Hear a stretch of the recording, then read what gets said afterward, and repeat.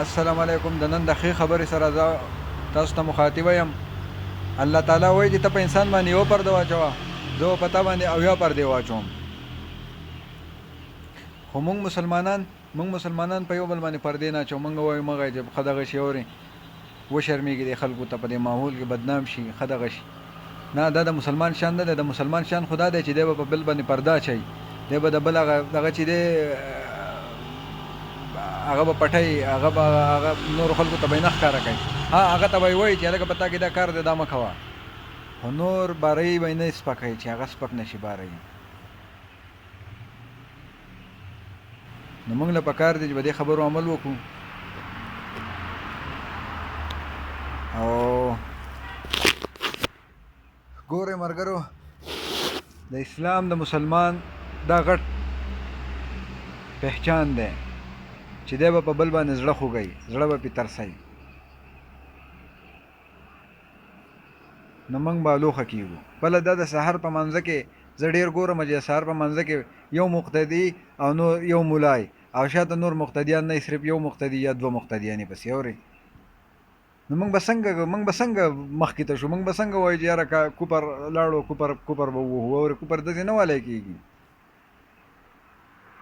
ته د سهار په مانځه کې چې دومره ګڼه شي چې لکه د جمعې په ماسپښین چې څونه ګڼئ، نو بیا ته ګوره، پوه شه، په خپله پوه شه چې اسلام غالبه شو او کوپر مغلوب شو، امریکنیس نابود شو او اسلام سربلنده شو.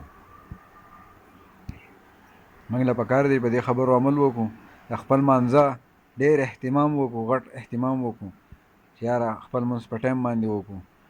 او الله دې موږ ټولو له توفیق د ښه کارونو راکړي چې ښه کارونه کوو، د ګاونډیانو سره ښه سلوک ساتو، د خپلو خپلوانو سره ښه سلوک ساتو. نن سبا داسې چل دی چې په پوله پټي باندې په انچه ځي باندې خلک د یو بل مرګونه کوي، ورانې کوي د یو بل سره.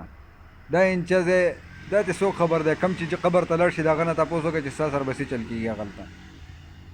چې ته په انچه ځای قبضه کوې نو ستا سره به څه چل کېږي. نه انچه باندې نه د چا دړی فصل پکې کېږي، نه پکې کیلو فصل کېږي، خو خپل قبر پې تنګ کړي ځان پسې. اورې نو ملګرو، موږ له پکار دی چې د بل حق نه وهو. ویډیو ډېره شیر کړئ، ډېره شیر کړئ. ستاسو دې په رب باندې قسم چې دا ویډیو شیر کړئ، ستاسو دې په خدای تعالی قسم چې دا ویډیو شیر کړئ چې دې خلکو ته ورسي، هر سړي ته ورسي او عبرت ترې والي. او که زما نه په دې ویډیو کې څه غلطي شوې، څه دغه بده رده خبره شوې، نو زه معافي غواړم. د هغه وخته پورې د الله په امان. السلام علیکم. او پاکستان زندہ باد، پاکستان فوج زندہ باد، ISI زندہ باد، پاکستان کی گمنام ہیرو زندہ باد.